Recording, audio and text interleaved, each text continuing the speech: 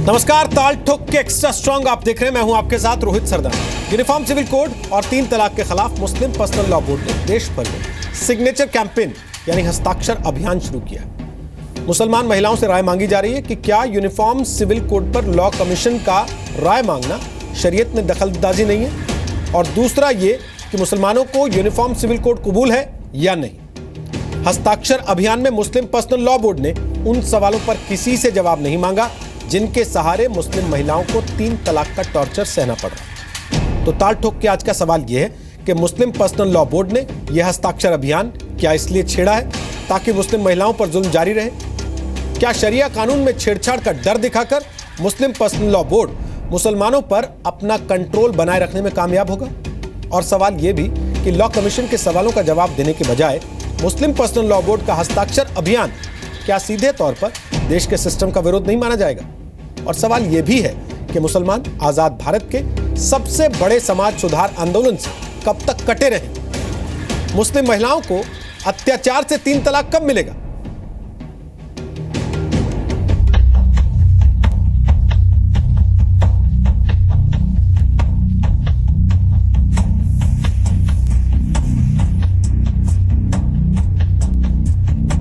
Personal law board ने मुसलमानों से अपील की है कि हस्ताक्षर करके सिग्नेचर करके ये हम लॉ कमीशन ऑफ इंडिया को और दूसरे हुकूमत के जिम्मेदारान को भेजेंगे। इसीलिए इस प्रोफार्मा में सिर्फ 2 पॉइंट रखे गए हैं। एक ये कि हम अपनी शरीयत में किसी भी किस्म की दखल अंदाजी को बर्दाश्त नहीं करेंगे, और यूनिफॉर्म सिविल कोड हमें अपने मुल्क में काबिल कबूल नहीं है।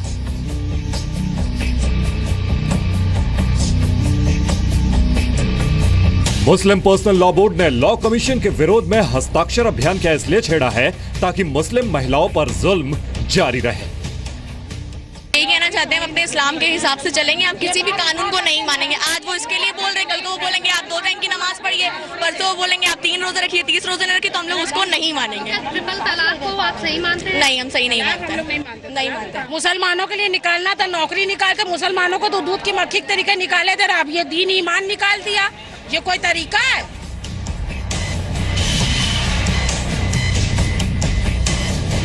मुस्लिम महिलाओं को 3 तलाक का टॉर्चर कब तक कबूल है?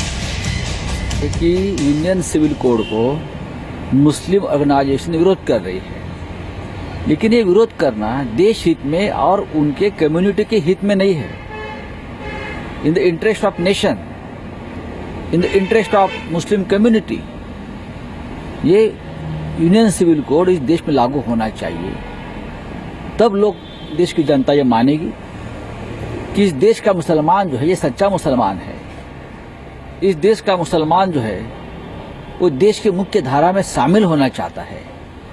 जब तक आप यहाँ इस्लामी स्टेट के रूल्स रेगुलेशन के तहत काम करोगे और जियोगे, तब तक आपको यहाँ की जनता शक की नज़र से देखेगी। मैं ये मानता हूँ कि जो अभी मुस्लिम पर्सनल लॉ बोर्ड का जो बयान आ रहा है, मैं उसे एक तरह से ठीक मानता हूँ।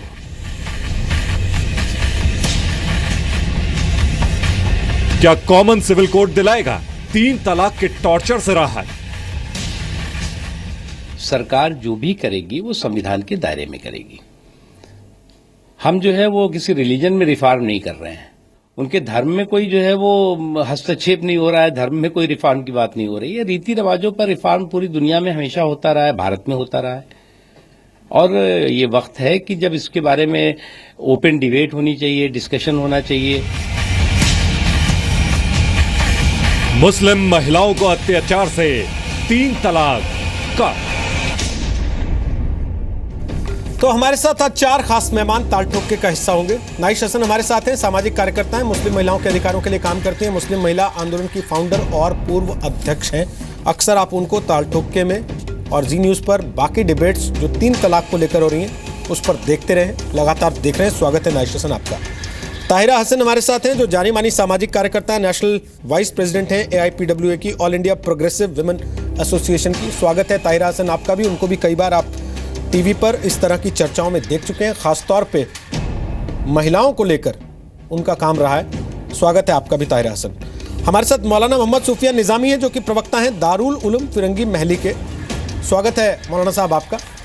और फ़हीम बेग हमारे साथ होंगे, वो इस्लामिक स्कॉलर हैं। मुझे बताया गया कि अभी वो नमाज पढ़ रहे हैं, लिहाजा अब से कुछ मिनट के बाद वो इस चर्चा में हमारे साथ शामिल हो जाएंगे। ताहिरा हसन साहब, मैं आपसे एक चीज़ पूछना चाहता हूँ। आपने अभी कुछ महिलाओं को सुना, वो कह रही थी कि आज 3 तलाक हटाने को कह रहे हैं, कल को कहेंगे रोज़े 30 की जगह 3 कर लो, कल को कहेंगे कि नमाज 5 की जगह 2 कर लो। और मुस्लिम पर्सनल लॉ बोर्ड एक सिग्नेचर कैंपेन चला रहा है और वो कह रहा है कि देखिए हमारे यहाँ की महिलाएं खुद कह रही हैं कि वो चाहती हैं 3 तलाक बरकरार रहे। आप मानती हैं कि महिलाएं चाहती हैं 3 तलाक बरकरार रहे? नहीं, महिलाएं बिल्कुल नहीं चाहती। ये उनके सर पे एक तलवार लटकी हुई, मैं बार बार कहती रहती हूँ। और ये कुरान में नहीं है, मैं हवाला देते देते थक गई कि सूरह बकरा की 228वीं आयत, सूरह निसा की 20वीं आयत, सूरह अहज़ाब की 28वीं आयत, सब में दिया है कि तलाक देने का क्या तरीक़ा है। उस तरह से होना चाहिए। बार बार शरिया की बात होती है, ये भी मैं कह चुकी। शरिया सिर्फ औरतों के लिए क्यों ले रहे हैं आप? अगर शरिया पे ही जाना है तो फिर अगर कोई चोरी करता है तो हाथ काट दीजिए। लॉ ऑफ द लैंड क्यों लेते हैं? कोई मुसलमान मर्द अगर किसी का रेप करता है तो फिर इसको संसार कर दीजिए। वहाँ पे लॉ ऑफ द लैंड क्यों लेते हैं? लेकिन मेरे समझ में देखिए एक बात नहीं आई कि यूनिफॉर्म सिविल कोड की बात यहाँ क्यों हो रही है। अभी एक क्वेश्चनियर आया है, मैंने पूरा पढ़ा है उसको, मेरे पास भी आया, वो पूरा पढ़ा है। वो सिर्फ मुसलमानों के लिए परेशानी नहीं है, कोई सिर्फ मुस्लिम का इशू नहीं है। वो वहाँ क्रिश्चियंस के लिए, मुसलमानों की भी बात है, मुस्लिम औरतों की बात है, क्रिश्चियन औरतों की बात है, हिंदू औरतों की बात है। वो तो अभी मांगा गया है कि आप उसमें यस नो जो भी है लिख के दीजिए। बार बार इसको यूनिफॉर्म सिविल कोड क्यों लाया जा रहा है, ये इसका मेरा सवाल है। उत्तर प्रदेश का इलेक्शन देखते हुए तो नहीं ला रहे हैं हम यूनिफॉर्म सिविल कोड पे तो मुहर नहीं लगाएंगे जब तक वो मसौदा हमारे सामने नहीं आया। हमें क्या पता क्या है। अब देखिए उसमें भ्रम फैला दिया गया। मुस्लिम पर्सनल लॉ ने, मुस्लिम महिलाएं वो कह रही डर के कि कहीं 3 रोजा ना हो।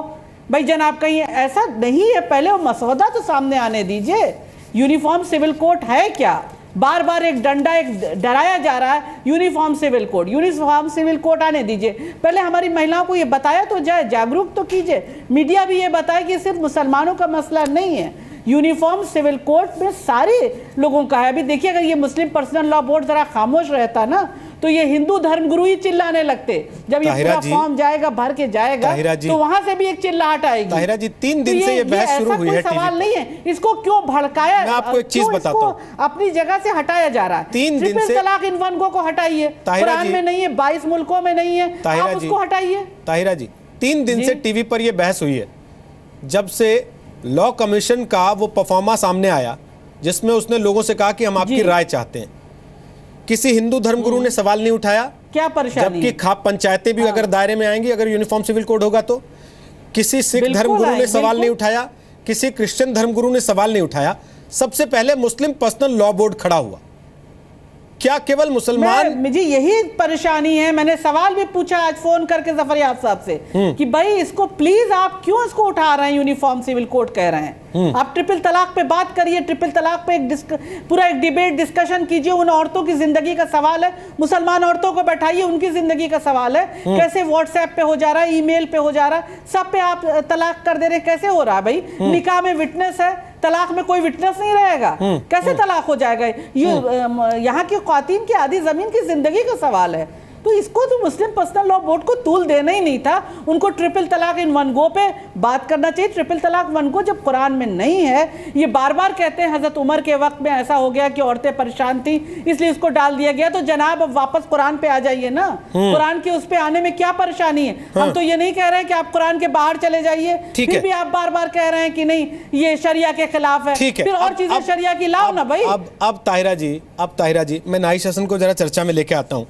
नाइश हसन, पहले दिन से जब बात 3 तलाक की हो रही थी तो क्या ये समझें कि मुस्लिम पर्सनल लॉ बोर्ड ने उसे यूनिफॉर्म सिविल कोड की शक्ल दी ताकि 3 तलाक पर कदम पीछे खींचे रह सके और उस पर बहस में जाने का मौका ही ना आए?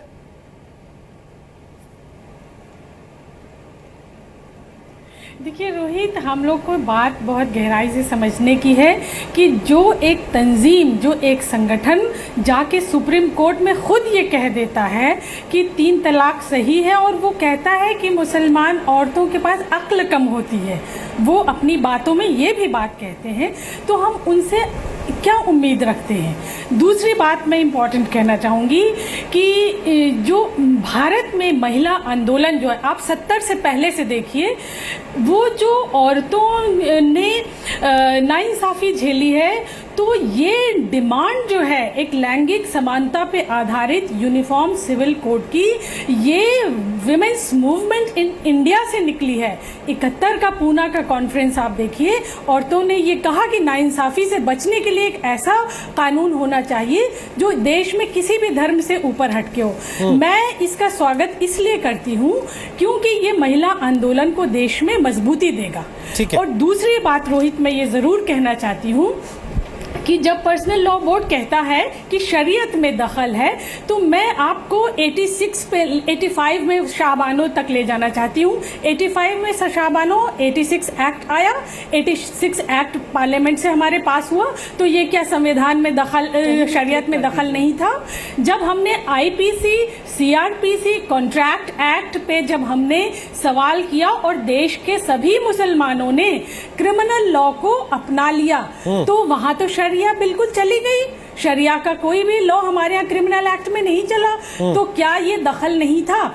आज जो ये महिलाओं से कहलवा रहे हैं कि कहो कि 3 तलाक सही है, वो महिलाएं अपनी जिंदगी के हवाले से वो बता दें कि उनका शौहर आए और उनको कहे तलाक तलाक तलाक और वो चला जाए, तो क्या उन महिलाओं को मंजूर होगा? ये तो उनके मुंह में अपनी जुबान डाल रहे हैं। इनको जमीन का कोई अंदाजा नहीं है कि असल में औरतें क्या झेल रही हैं समाज में। और ये जब बात कुरान के खिलाफ है, संविधान के खिलाफ है, तो इसमें आप दखल नहीं दे सकते।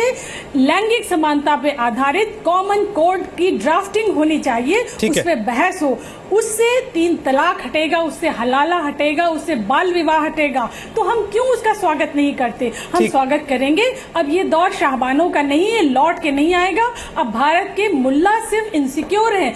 इस्लाम is not in danger, Quran is not in danger, only मुल्ला इज इन डेंजर। ठीक है मौलाना साहब, मौलाना मोहम्मद सुफियान निज़ामी, प्रवक्ता हैं दारुल उलूम फिरंगी महली के, लखनऊ से हमारे साथ हैं।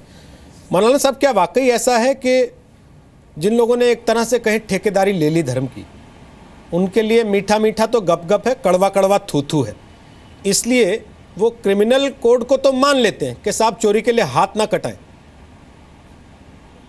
लेकिन सिविल लॉ में वो मना कर देते हैं कि नहीं नहीं, शरिया में दखल बर्दाश्त नहीं करें? देखिए रोहित जी, यहाँ पर दोनों मोहतरमा ने जो बात कही है, मैं मुख्तसरन उनका जवाब दूंगा, उसके बाद अपनी बात को आगे रखूंगा। देखिए, सबसे पहली बात तो यह है कि हमारे यहाँ all India Muslim personal law board में कभी भी किसी भी औरत को किराए पे नहीं लाया गया। वो जो बोली अपनी ज़ुबान बोली, कभी हमने अपनी बात उसकी ज़ुबान में नहीं डाली, एक बात। दूसरी बात यह है कि जो इल्ज़ामात लगाए जा रहे हैं मजहबी लोगों पर कि उनकी दुकानें बंद हो जाएंगी, उनके फ़लाना ये हो जाएंगे और ये हो जाएंगे, देखिए ये बेबुनियाद इल्ज़ामात हैं। और हिंदुस्तान का हर मुसलमान जिसका कुरान और हदीस पर ईमान है, वो ना इस्लाम और मज़हब के नाम पर अपनी दुकान चलाता है और हम चलाते हैं। बात यहाँ ट्रिपल तलाक की हो रही है। सवाल इस बात का है कि ट्रिपल तलाक के इशू को इस मुल्क के अंदर अभी 2-4 दिनों से इतना हाइपर कर दिया गया, इतना हाइप दे दिया गया है, ऐसा लगता है कि इससे बड़ा कोई इशू ही नहीं है। और मुसलमान औरतों पर जितना जुल्म शरीयत की आड़ में किया जा रहा है, ऐसा मालूम होता है कि कहीं और जुल्म ही नहीं है। मैं आपको बताऊं कि अगर आप मुताला करेंगे तो 55,000 केसेस सिर्फ हिंदुस्तान के अंदर डाइवोर्स के जो हैं वो कोर्ट्स में पेंडिंग है। 34,770 डावरी डेथ्स की जो रिपोर्ट है वो हमारे सामने मौजूद है। 18,233 औरतों को दहेज के नाम पर जिंदा जला दिया गया है। हर 90 मिनट पर एक औरत जिंदा जलाई जा रही है दहेज के नाम पर। अब रोहित जी, सवाल ये पैदा होता है कि मुस्लिम मुआशरा अगर तलाक दे रहा है और ट्रिपल तलाक दे रहा है, लेकिन अगर कहीं पर औरतों को जिंदा जलाया जा रहा है, उन पर जुल्म किया जा रहा है, तो फिर उन पर आवाज क्यों नहीं उठाई जाती है? एक ट्रिपल तलाक जो मैं समझता हूँ रोहित जी, आप अगर मुस्लिम मुआशरे में रहते होंगे, आप खुद देख लें, मौलाना साहब नहीं उठाई जा रही है, उठाई जा रही है। आपका काम नहीं है, हम लोग से पूछिए। आप चिल्ला लें, उठाई जा रही है आप आवाज। चिल्ला लें, मैं बात देखिए, मैं बात जब उठाई जा रही है आवाज, मेरी शायद गुजारिश है कि बात करिए, आप बात करिए। उसके बाद अपने दो एक एक चीज जोड़ देता हूं मौलाना साहब। जी, आप अगर ये कह रहे हैं कि कुछ काम नहीं हो रहा है, केवल मुसलमान जी। औरतों की चिंता की जा रही है, तो आप दुरुस्त कर लें। बाल नहीं, विवाह हिंदुस्तान हाँ, में जी, किस हद जी, तक थे मैं- और किस हद तक आ गए? सती प्रथा नहीं, हिंदुस्तान नहीं। में किस हद तक थी और किस हद नहीं, तक आ गई? अगर ये- दहेज अगर के सती खिलाफ इस प्रथा देश को में सर हटाया गया। कानून बना। रोहित जी, दहेज के खिलाफ इस देश में कानून बना। किसी चाइल्ड मैरिज के खिलाफ बना। सर किसी धर्मगुरु ने ये नहीं कहा कि इस देश में जंग हो जाएगी अगर तुमने दहेज रुकवा दिया तो। 55,000 सती मौलाना प्रथा, साहब, child मौलाना marriage साहब मेरी बात सुन लीजिए। देखिए, ये 130 सिर्फ करोड़ और की सिर्फ आबादी है। polarize करने की आप कोशिश 55,000 केस लेके अगर ये कह रहे हैं कि जब तक ये 55,000 बंद नहीं होंगे मुसलमान औरतों को 3 तलाक होते रहे, बिल्कुल नहीं, तो ये आपकी बिल्कुल सोच हो नहीं। सकती है। लेकिन नहीं, मेरा नहीं, सवाल बड़ा मुसलमान सीधा सा है औरतों का सर। मसला जब दूसरा दहेज है, के लिए बिल्कुल कानून आ पसंद रहा है, बहुत था, की तरफ है। है कि मौलाना आप साहब, पहले अपने में तो जब सही दहेज करें। का कानून आ रहा था बात ये मौलाना है। साहब, सबको क्यों नहीं देखते हैं? मौलाना साहब जब आप दहेज का ट्रिपल कानून तलाक के इशू मौलाना में साहब, अपने अंदर तो मौलाना सही साहब, करिए। मौलाना साहब, नहीं, आप आप गलत औरत बात को औरत देखिए, की तरह रोहित क्यों नहीं जी, देखना आप चाहते? एक तरफा बात ना आप करें। उसको केवल आप एक तरफा बात मौलाना ना साहब, करें। औरत को केवल जब औरत की तरह औरतें क्यों नहीं देख माइक सकते? पर तो बोल रही बताइए। हैं, तो आप इल्जाम लगा रहे हैं। मौलाना साहब, नए औरत को शतन केवल साहिबा औरत की तरह इल्जाम क्यों लगा नहीं रही देख हैं कि ये उनकी जुबान अपने मुंह में डाल के बात भाई, कर रही हैं। औरत को औरत तो की तरह क्यों औरतों नहीं की देख बात सकते? एक क्यों तरफ धर्म के सुनी जा चश्मे रही से ही है। देखना चाहते हैं? बोल रहे हैं इल्जाम लगाने के लिए, आप तो सुप्रीम कोर्ट में लगा के आए हैं। हम तो यहाँ बोल रहे हैं, आप तो सुप्रीम कोर्ट में बोल के आए हैं कि हम औरतों के पास अक्ल नहीं होती है। आपसे बड़ा इल्जाम कौन लगाएगा? हो तो आप बात करें। आप मुझे ये बता कौन दें तय कि करेगा अकल divorce होती है कि नहीं वो होती देख है? लीजिए। ये मौलाना आप थोड़ी मुझे तय बता करेंगे। देख लीजिए। आप मुझे बता दें कि कितने डाइवोर्स के ये- केसेस हैं। सिर्फ 100 लड़कियों में, सिर्फ 100 शादियों में एक डाइवोर्स होता है। सिर्फ डाइवोर्स 100 के शादियों में केस- एक डाइवोर्स तो का देखिए, केस होता है। ट्रिपल तलाक से तो बहुत प्रॉब्लम है। लेकिन दूसरी इन तरफ वन आप गो देखेंगे, हम कह रहे तो हैं। मौलाना हम मान लें कि नहीं, 3 ट्रिपल तलाक कोई समस्या तलाक- नहीं है आपके ट्रिपल मुताबिक। तलाक अगर जो चादर- मुसलमानों की सबसे बिल्कुल बड़ी कोई संस्था है इस समस्या देश में, नहीं है, ऑल इंडिया इसको सिर्फ मुस्लिम hype किया पर्सनल जा लॉ रहा है। बोर्ड, WhatsApp, email उसके के मुताबिक द्वारा 3 आपको तलाक खुद कोई accept समस्या कर नहीं है लेना मुसलमानों की। चाहिए। देखिए आपके कहने कायदे से एक्सेप्ट करके आपके इसमें कहने से डिबेट नहीं होगा। करके इसको हटा देना चाहिए। हिंदुस्तान क्यों की इसको सबसे बड़ी तूल दे रहे हैं समस्या आप? है कि हर 90 मिनट में औरतों को जिंदा न जलाया मौलाना जाए। साहब आप उनको ये बताइए दहेज के 3 न तलाक मारा समस्या जाए। है कि नहीं? बाकी 90 मिनट में जो औरत के साथ हो रहा है उसको देखने के लिए बहुत सारे कानून बने हुए हैं। उसके लिए पुलिस है। उसकी लड़ाई भी लड़ी जा रही है। आप ये बात आपको कहीं जाने की छुट्टी नहीं देना चाहते। आप चाहते हैं औरत पुलिस के पास ना जाए, आप चाहते हैं औरत अदालत के पास ना जाए, आप चाहते हैं मौलवी के पास जाए, खुला और हलाला का अधिकार बचा रहे। हम चाहते हैं, बिल्कुल चाहते हैं। सुप्रीम कोर्ट ने दारुल कज़ा की तारीफ की है रोहित जी। सर सुप्रीम कोर्ट ने क्या कहा, मैं पढ़ के सुनाऊं टाइम्स आपको? ऑफ इंडिया की रिपोर्ट है कि सर, 6 महीने पहले सर सुनिए ना, तो सुन लीजिए शाहबानो केस में सर, में बेहतरीन शाहबानो केस में सर सुप्रीम कोर्ट ने क्या कह दिया? आप कह रहे हैं ना कि यूनिफॉर्म सिविल कोड क्यों ले आए और नहीं, इसकी आप नहीं चर्चा मानेंगे। क्यों होने लगी? सर सुन आप लीजिए, नहीं मानेंगे। शाहबानो केस में अगर सुप्रीम आप कोर्ट ने मानते तो कहा आप एक द तरफा कोर्ट बात ना ऑल्सो करते। Regretted that article 44 of the constitution of India in relation to bringing of uniform civil code in India remained a dead letter and held that a common civil code will help the cause of national integration by removing disparate loyalties to laws which have conflicting ideologies. आपको वो नहीं दिखता supreme court ने कहा, लेकिन आपकी तारीफ में कहा तो वो आप लेके बैठते हैं कि ये हमारे पास देखिए सर्टिफिकेट है। कर लें, हिंदुस्तान का मुसलमान किसी भी सूरत में अपनी शरीयत से इन्हिराफ को बर्दाश्त नहीं करेगा। किसी भी तरीके का इंटरफेरेंस अगर बगैर सोचे समझे औरतों की इक्वालिटी के नाम पर, जेंडर इक्वालिटी के नाम पर या यूनिफॉर्म सिविल कोड के नाम पर अगर मुसलमानों पे थोपने की कोशिश की जाएगी तो हम कॉन्स्टिट्यूशन के दायरे में रहते हुए अपना एहतजाज दर्ज जरूर कराएंगे। एक चीज मैं पूछना चाहता हूँ नाइस साहब, थोड़ा सा नाइस जी, नाइस जी, ताहिरा जी, फहीम बेग हमारे साथ आ गए हैं। देखिए डॉक्टर फहीम बेग आ गए हैं। कुरान के अंदर की बात हो रही है, सुनिए ना, डॉक्टर फहीम बेग आ गए हैं। कुरान के खिलाफ नहीं हो रही है। डॉक्टर फहीम बेग आ गए हैं नमाज पढ़ के। एक बार उनसे राय ले लें। औरतों का दर्द नहीं दिखाई देता है। अरे मौलाना साहब कम्युनिटी का दर्द दिखाई देता है। मौलाना साहब थोड़ा सा रुक जाइए।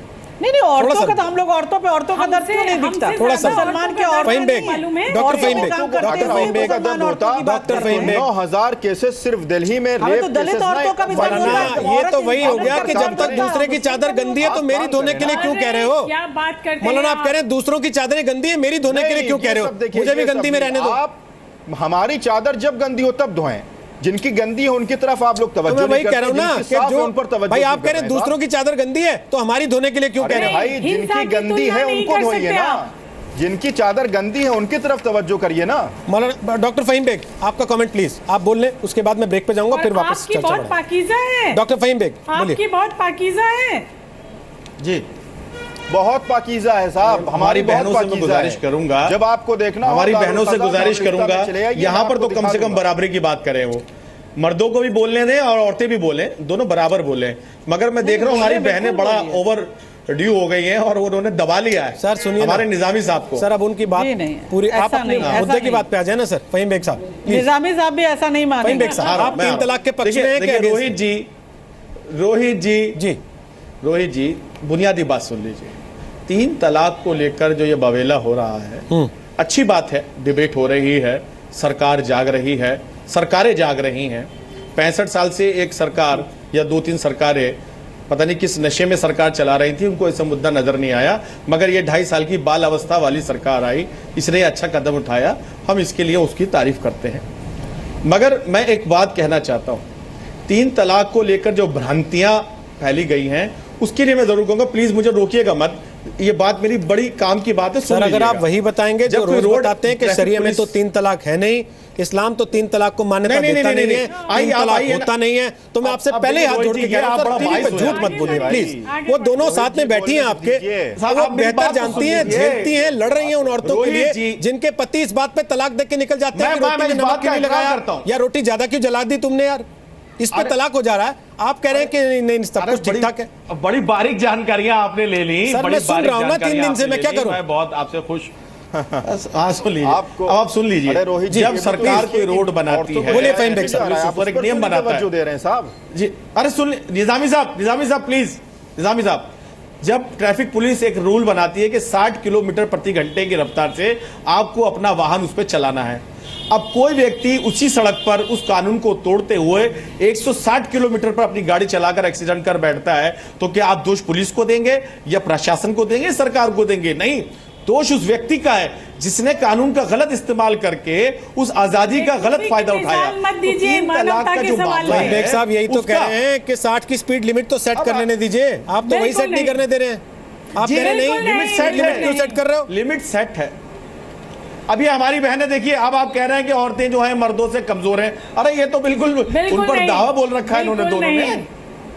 अरे बोलने तो दीजिए, आप हमारी बहनें हैं, हम आपका मान सम्मान कोई रैशनल बात हो तो कहिए, प्लीज बोलिए। आपके पास कोई रैशनल बात हो कहिए। रैशनल बात बता रहा हूं आपको। अरे देखिए, अब आपने कसम खा रखी झंडा उठाने की, अब मैं कुछ भी कहूं तो आप उसको कंडम करेंगे, तो ये अच्छी बात नहीं है, ये एक अच्छी स्वस्थ डिबेट नहीं हो पाएगी। कानून का जो संविधान है, आर्टिकल 25, 26, 27, 28, 29, इसमें हर धर्म के लोगों को अपने धर्म को प्रचार प्रसार करने और उसको प्रैक्टिस करने की पूरी आजादी है। सरकार भी इस बारे में जानती है। धारा 44 के तहत यह कहा गया है कि सरकार को चाहिए कि वो एक यूनिफॉर्म प्रयास करे। Everyone knows all these things. अरे सुन तो लीजिए, आप बीच बीच में बोले जा रही हैं। अब यही तो, अब आप बहन, मेरी बहन, आप बीच बीच में बोले जा रही हैं। मेरी बात आप आधे घंटे से बोल रही हैं, मैं आप मेरी बात सुन लीजिए। धारा 44 के तहत प्रयास किया जा सकता है, अनिवार्य नहीं। सरकार इस पर विवेचना कर सकती है। मैं धारा 14 भी बता दूं, आप 25, 26, 27, 28, 29, 44 सब पढ़ना चाहते हैं, 14 के ऊपर पैर रख के खड़े हो जाते हैं कि किसी को दिख ना जाए। ना वो भी है, वो भी है, वो भी है नहीं सर, पहले वो है तो आप उस सर पहले वो है, पहले 14 है, फिर 25 पे जाइएगा, फिर 29 पे और फिर 44 पे। नहीं, आपने इन तमाम धाराओं को तो पढ़ के सुनाया नहीं। इन धाराओं के बारे में तो सारी आप सुना ही रहे हैं। मैं तो केवल 14 पढ़ दे रहा हूं सर, मुझे लगता है 25, 26, 27, 28, 29 और 44 तो आप व्याख्या कर रहे हैं। मैं 14 बता देना चाहता हूं साथ में कि 14 भी है सर, उसको नजरअंदाज ना करें प्लीज। बताइए। 15 भी है, नजरअंदाज किसी को नहीं किया जा रहा। The state shall not deny to any person equality before the law or equal protection of the laws within the territory of India। Simple सी बात है, बड़ी सामान्य साधारण सीधी सी बात है सर। इक्वालिटी इस्लाम का, देखिए इस्लाम में कहा गया औरत से कि तुम पर्दा करो, अपने जिस्म की नुमाइश ना करो। वहीं मर्द को कहा गया कि तुम अपनी निगाह नीचे रखो। जनाब ये है इस्लाम। औरत को कहा गया कि तुम पर्दा करो, अपने जिस्म की नुमाइश ना करो। उधर मर्द को कहा गया कि तुम अपनी निगाह नीचे रखो, औरत के ऊपर बुरी नजर मत डालो। औरत से निकाह में तो 3 बार पूछ लिया कबूल है, तलाक के बाद तो एक बार भी नहीं पूछते कि कबूल है या नहीं। सर निकाह में तो औरत से 3 बार पूछते हैं कबूल है, खुला का लेकिन तलाक के समय एक बार भी नहीं पूछते कबूल है कि नहीं। और जो तलाक देने का प्रोसीजर है, देखिए मैं कुछ कहना चाह रही हूँ भाई, जो लोग 3 तलाक प्रैक्टिस कर रहे हैं, रोहित जी एक बात बता दूं, जो लोग 3 तलाक प्रैक्टिस कर रहे हैं उन्हें खुद भी नहीं मालूम 3 तलाक के मायने क्या है। सर यही तो बात है, यहाँ पर जागरण की जरूरत है कि जो लोगों को जगाने की नहीं है, और वो ना करें उसके लिए रोक आप लगाने नहीं देते। जहाँ पर ट्रिपल तलाक नहीं है, नहीं, जो कर रहे हैं उन्हें मालूम नहीं है।